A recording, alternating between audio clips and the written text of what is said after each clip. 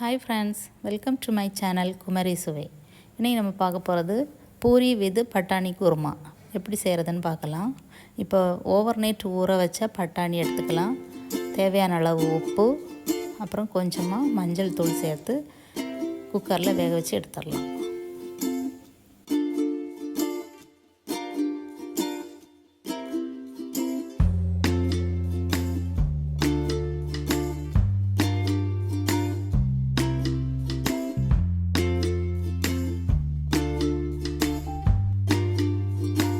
பட்டாணி நல்லா வெந்துடுச்சு.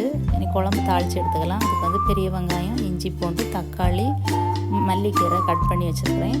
அப்புறம் அரைக்கிறதுக்கு தேங்காய், சீரகம், கருவேப்பிலை இந்த மூணையுமே நல்ல பேஸ்ட்டாக அரைச்சி எடுத்துக்கலாம்.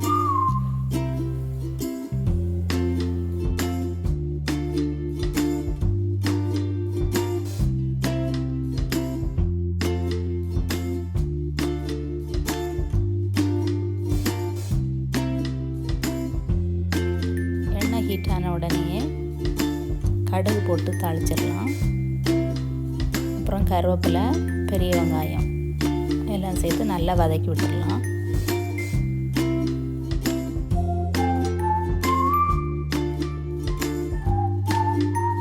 பெரிய வெங்காயம் நல்லா வதங்கினதுக்கப்புறமா கட் பண்ணி வச்ச தக்காளியை சேர்த்து நல்லா வதக்கிடலாம். தக்காளியெல்லாம் நல்லா வெந்து மசிஞ்சு வந்துடணும். அதுக்கு தேவையான அளவு உப்பு சேர்த்து நல்லா வதக்கி விட்டுடலாம்.